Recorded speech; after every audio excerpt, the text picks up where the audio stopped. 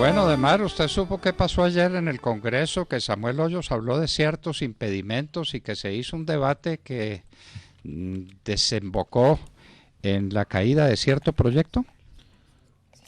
Pues doctor Fernando, el debate ayer en Cámara de Representantes fue el tema de comisión de Cámara de Representantes, fue el tema de los salarios. Congelar los salarios de los congresistas. Un tema que tiene resistencia y que sorprendió inclusive a muchos en las horas de la tarde, porque la ministra del Interior, Nancy Patricia Gutiérrez, salió a decir que el gobierno le ha pedido que no presentara el proyecto de congelación de salarios.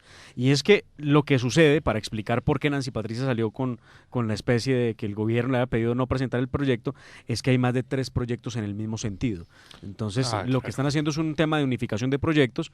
El gobierno no va a participar del asunto, porque pues ya hay 2 o 3 proyectos en el mismo sí, lo que ha dicho Samuel es que ha habido interés en tramitar el proyecto, pero pues que si no se aprobaba esta semana ya quedaba hundido. Se hunde, sí, claro. Bueno, y dígame esa congelación del salario de los congresistas, ¿qué efectos produce en otros salarios que están ligados al de los congresistas, como el de los magistrados de las altas cortes? El mismo. ¿Eso se ha podido dilucidar o no? No lo discuten, de hecho, no lo discuten, y uno no entiende por qué están dejando de un lado el artículo constitucional sobre el tema de ajuste, de ajuste de los salarios de los congresistas, que va de la mano con el de otros altos cargos de la nación. Me refiero al fiscal, al procurador, a los magistrados, a los generales de la República. De eso no se habla.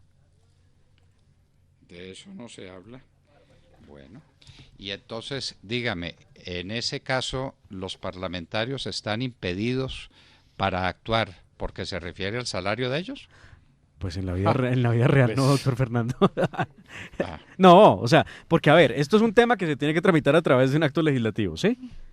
Es un asunto que, no hay de otra, que tiene que pasar por el Congreso de la República, y si los que tienen que votar y tienen que legislar se declaran impedidos para poder decidir sobre un acto legislativo que es modificatorio de la Constitución, entonces dígame quién lo va a hacer. Claro, es que no habría quién. Y bueno, y digamos en gracia de discusión. A no ser que no se le aplique a ellos, sino a los siguientes, a sus sucesores.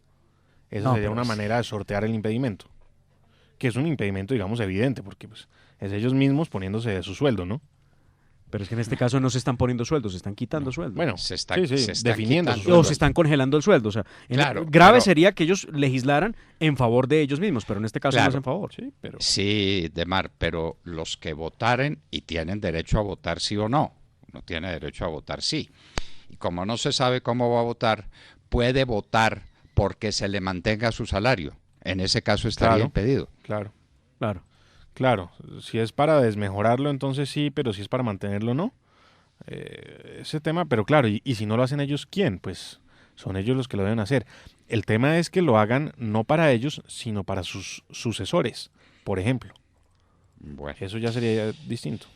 Bueno, queridos amigos, hay otro problema, y es que tenemos un proyecto de ley, el de la ley de financiamiento, que no encuentra amigos. No. Nadie es amigo de ese proyecto, nadie.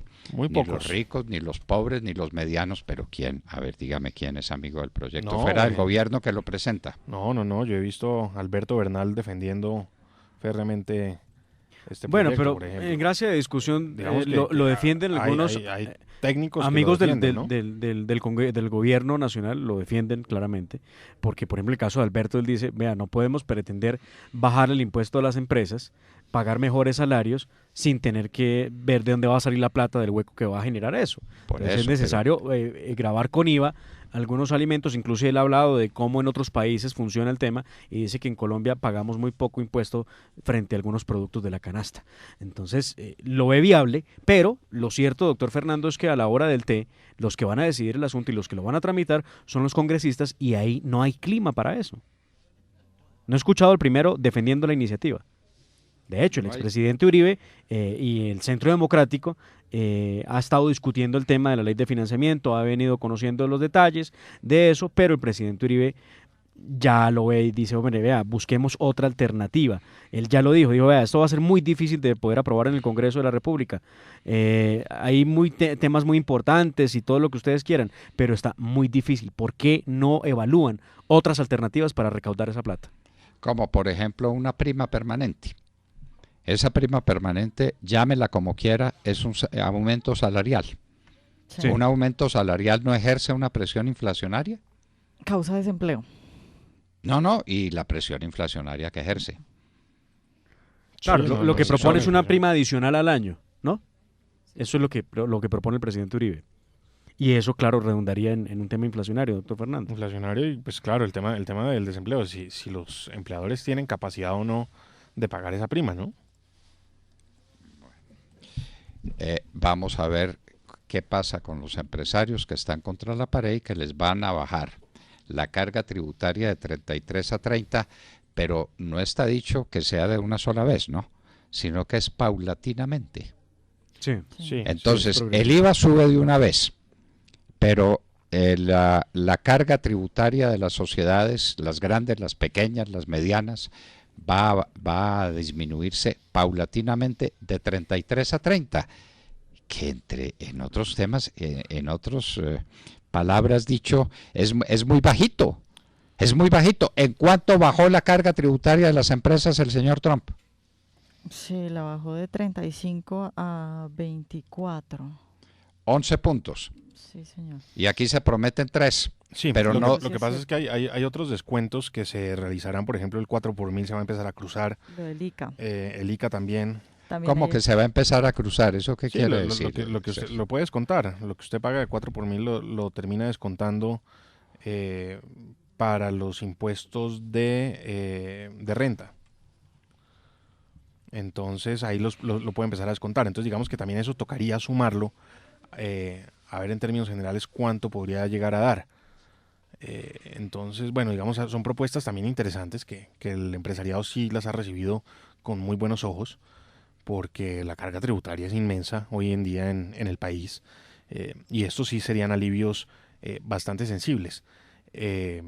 Claro, podrían ser mayores, quizás sí, pero bueno, no, lo cierto es que pues el tema de la ley de financiamiento está en debate, está en pleno debate y seguirá debatiéndose el tema. Los gremios están muy pendientes de esto. El tema que comentábamos más temprano en la mañana de los libros, el IVA a los libros, al periódico, pues no ha sentado bien. Y bueno, la posición de la SAC es muy clara también en el tema de los alimentos. ¿Y subir el precio de los periódicos no es como darle una paliza a un moribundo? Sí, bueno, también. Sí, es cierto. ahí se entierran. Claro. Pues el presidente Iván Duque dijo que el tema de la discusión del IVA se tiene que dar en el Congreso de la República el miércoles. Debe arrancar esa discusión en Cámara.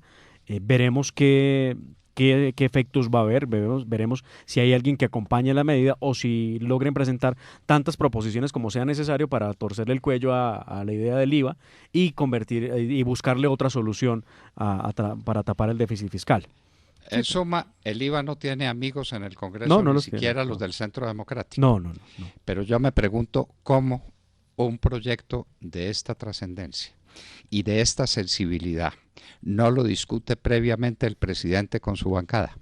Sí, eso sí es cierto. A ver, explíqueme, Sí, O sea, no explíqueme podemos eso. tendría seguir que haberles jugando a explicado, eso, claro. a que ¿Ah? salgan, no podemos seguir jugando, a que salgan los ministros, proponen algo, hacen toda la bulla, lo presentan al público y luego dentro del mismo Centro Democrático dicen que no están de acuerdo con la propuesta de sus propios ministros. Eso sí no tiene sentido. Pero es que son ministros que no han conversado, que no han discutido con la bancada el tema.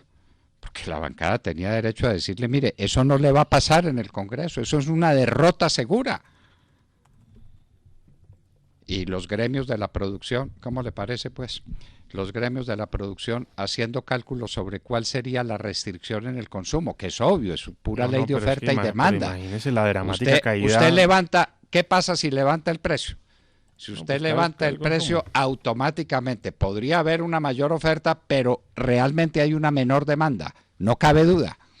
Sí, pero una caída, doctor Londoño, por ejemplo, del consumo de leche en un 40%, esto tiene un No. impacto no solamente en el bolsillo de los colombianos, sino es un problema alimentario No, y en la es salud un de los problema de niños, salud pública. la seguridad alimentaria de la que están hablando los gremios. Es que la gente no tiene con qué comprar mercado. Es que un salario mínimo, 2 salarios mínimos o 3 salarios mínimos es muy poco dinero para una familia. Y el mercado es un elemento decisivo dentro de esa pequeñísima ese pequeñísimo universo que es la economía familiar de la gente pobre de Colombia. Y esta no es la más pobre, ¿no? La más pobre va a recibir 51.000 pesos, que vaya uno a saber cómo los va a recibir, Demar. Pues de hecho, ese es el gran debate en el Congreso. Dicen, mira, para que a la gente le retribuyan o le regresen en la plata que tiene que pagar por temas de impuestos, primero habría que tener a toda la población bancarizada. Claro, hay que bancarizarlos. Y eso no es una verdad en Colombia. La gente le huye a los bancos por los altos costos que tiene la operación bancaria en Colombia. Y muchos colombianos no están bancarizados. Y esa es la clase media baja que necesita acceder al mercado, que tiene que obviamente ir a hacer compras y que se verá directamente afectada. Ese es uno de los grandes problemas que le ven los congresistas sin haber empezado a tramitar el asunto. Llama la atención, doctor Fernando, también que el presidente Iván ha explicado, él dice, mire, vea, el sistema de tributario en Colombia es inequitativo. Está muy mal diseñado, ¿no? Los pobres son más pobres, los ricos son más ricos, pero aquí no hay un término medio. Entonces trata de dar unas explicaciones y ayer, de hecho, en horas de la tarde presentaron una serie de videos y de conferencias del presidente Iván Duque, muy cortos de hecho, donde él trata de explicar en qué va a consistir la famosa reforma tributaria que se va a empezar a tramitar este miércoles. Sí, pero ¿por qué no hace esa socialización en vez de a través de videos? ¿Por qué no la hace directamente con su bancada? Haciéndoles una presentación en la Casa de Nariño, en donde no para mucho, pues que pare un ratico y... Ha habido, eso hay que decirlo, ha habido varias reuniones esta semana, se reunieron para hablar de reforma a la justicia, se han reunido para hablar del tema de unificación de periodos que se terminó por hundir. Sí ha habido esas reuniones, habrá reunión la próxima semana sobre este tema específico de la reforma tributaria que plantean, que le han puesto diversos nombres como para matizarla un poquito, pero lo cierto es que ni la sociedad está dispuesta a pagar más, ni los congresistas estarían dispuestos a tramitarla. Además, doctor Fernando, año electoral. Alcaldes y gobernadores, concejales y diputados, creo que no se aguantarían el palo de decir que ese partido es el que los representa. ¿Cómo le parece? Si le parece, quisiera que escucháramos un pedacito de la explicación que trata de darle Iván Duque a la famosa reforma que va a presentar ante el Congreso de la República. Nosotros no podemos afectar a la clase media emergente en un momento donde está empezando a recuperarse la economía. Por eso, quienes hoy declaran renta y no pagan, no van a pagar. Quienes hoy pagan renta hasta 35, 40 millones de pesos no van a pagar más de lo que ya pagan. Pero sí hemos detectado que por encima de esos ingresos, sin espíritu populista ni persecutorio, se puede propiciar un mayor pago, y ese mayor pago, que puede ser superior a los 3 billones de pesos, nos permite articular muchas de las reducciones. Ese es uno de los tantos videos que ayer publicaron para explicar. Perdona, pero no tiene coherencia. ¿Por dónde empieza la exposición del presidente? A la clase media baja hay que protegerla. Entonces, como la vamos a proteger, no le vamos a poner más impuestos. Eso no es una manera de proteger a nadie. Queda en lo mismo, exactamente en lo mismo. Y después se dedica a ver de dónde va a sacar la plata y resulta que hay unos ricos que pagan poca renta y entonces le van a poner más impuesto de renta. Pero, ¿y la clase media baja qué? Es que hacer el mercado es un problema para la clase media baja. Y para los pobres ni hablar. Entendámoslo. Y subirle de una vez a la leche, a la carne, a los huevos, al maíz, al trigo, a todo, un 18%. Y a las legumbres y a las hortalizas. Y por favor, para eso se necesita muy poco tino político. Repito, ¿quiénes son los consejeros políticos del presidente? El presidente vivió muchos años fuera del país y hay que perdonarle cierta falta de sensibilidad o de tacto en el asunto político, pero debe tener consejeros, debe tener gente cercana que le diga que podría pasar lo que está pasando. Es que si no lo advirtieron, son unos ciegos los asesores políticos del presidente. Pues vea, a propósito del tema de reducir costos en la operación del Estado, el presidente Iván Duque dijo lo siguiente: vea, tenemos que reducir los gastos de funcionamiento, por ejemplo, en viáticos, en el manejo administrativo, en las delegaciones. Esto me huele pues a tocar temas del servicio exterior, en los esquemas de seguridad, empezando por el del mismo presidente de la República, menos camionetas, menos escoltas, para que podamos ir viendo de dónde vamos a sacar los recursos que necesitamos. Pero eso es una cosa muy pequeña, es decir, debería empezar con algo grande para Pero demostrar. además, menos escoltas cuando hay más inseguridad. Yo no sé, que diga que elimina un ministerio, por ejemplo, pero lo contrario es que hablan de nuevos ministerios como el de la familia. El del deporte es un hecho. Sí, el del deporte es un hecho, de la familia siguen hablando, entonces más ministerios. ¿Y dónde están los recortes a las agencias, a las consejerías, a toda esa parafernalia que montó Juan Manuel Santos? No, pues un recorte. ¿Dónde está la eliminación de consulados y de embajadas que no se necesitan? No, antes sino para tener embajadores, doctor Londoño. Sino para tener amigos políticos. Por favor, tomemos las cosas en serio. En la lista de gastos que se van a eliminar, nos parecería oportuno decir que es como economizar en el chocolate a la lora. Sí. Ustedes conocen ese cuento, ¿no es cierto? No. ¿Ah? No. De la familia que resolvió hacer austeridad porque estaba gastando mucho y se puso a ver en qué podía reducir costos, y llegaron finalmente, después de hacer un estudio exhaustivo, que había que eliminar o disminuir el chocolate de la lora. Sí, no, doctor, también el gasto que va a lo del acuerdo de La Habana, que es de lo que más critica la gente con toda razón. Es como, bueno, a mí me van a poner IVA al huevo para darle a los guerrilleros.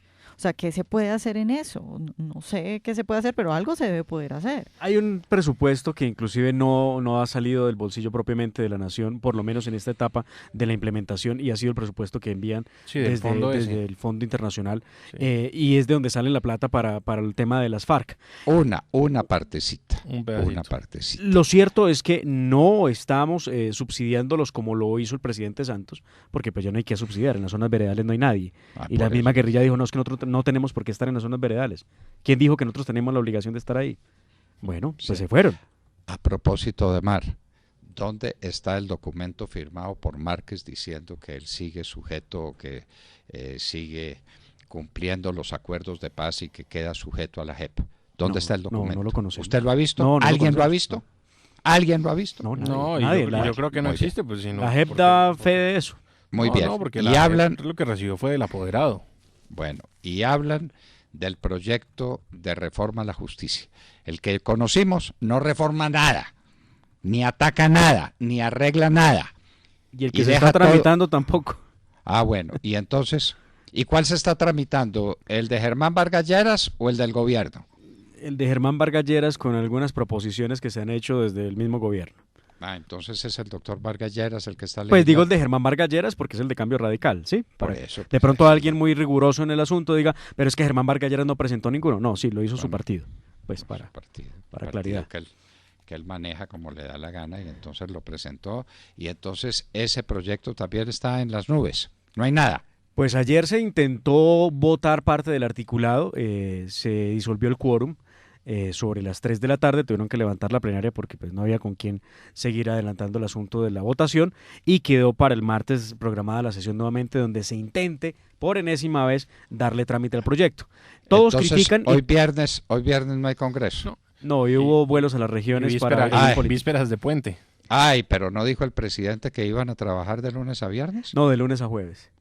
Ah, de lunes a jueves. Sí. Y no, y sí cumplió, en eso sí cumplió. Es decir, que la próxima semana es de martes a jueves. De martes a jueves. Sí, ya lo había, el doctor Londoño lo había anticipado. Claro, vienen 2 festivos, no se va a trabajar. Qué maravilla. 2 semanas seguidas en que van a trabajar de martes a jueves. Como había dicho, mi papá trabaja más un gorgojo en un riel. El caso es que la reforma a la justicia está ahí, en veremos, con algunas modificaciones. Los magistrados van a necesitar más de 5, de 10 años, creo que son 15 o 20 años de experiencia para poder acceder a la magistratura, el tráfico de influencias, la obligatoriedad para que las cortes no emitan comunicados de prensa hablando de sentencias sin antes tener las listas y firmadas. Bueno, esos son como los cambios. El tema de la tutela no se va a tocar por ninguna parte, eso se excluyó definitivamente de cualquier reforma. El caso es que todos coinciden en que es una mini reforma que al fin de cuentas no pudiera llamarse reforma porque no cambia sustancialmente nada de la operación de justicia. Bueno, de Mar, 23 años del asesinato de Álvaro Gómez Hurtado y ni palabrita, ¿no? Pues las últimas noticias que teníamos en Colombia, doctor Fernando, era la investigación contra la misma familia Gómez Hurtado, ¿no? ¿Contra la familia Gómez Hurtado? ¿Recuerda usted? Que entonces ellos los ponían contra la pared y decían, bueno, ¿dónde están las pruebas? Muéstrenos ustedes, a ver, preséntenlas. ¿Y ellos cuántas veces fueron a los Estados Unidos a recaudar las pruebas? ¿Cuántas veces les han sido admitidos los testimonios de ciertos sujetos que están en Estados Unidos y saben quién cometió el crimen? Y no pasa nada. Los únicos en el proceso son ellos. No hay contraparte. Bueno, queridos amigos, entonces esta es la situación cuando estamos cerrando esta semana y en vísperas de 2 semanas cortas. 2 semanas que empiezan con lunes festivo, los 2 lunes Emiliani, ¿verdad? Sí, de la ley Emiliani, sí, señor. De la ley Emiliani, porque el uno es la fiesta de todos los santos que pasa el lunes y el otro será la independencia de Cartagena que pasa también al lunes. Y estábamos hablando con ustedes al oído. 7:40.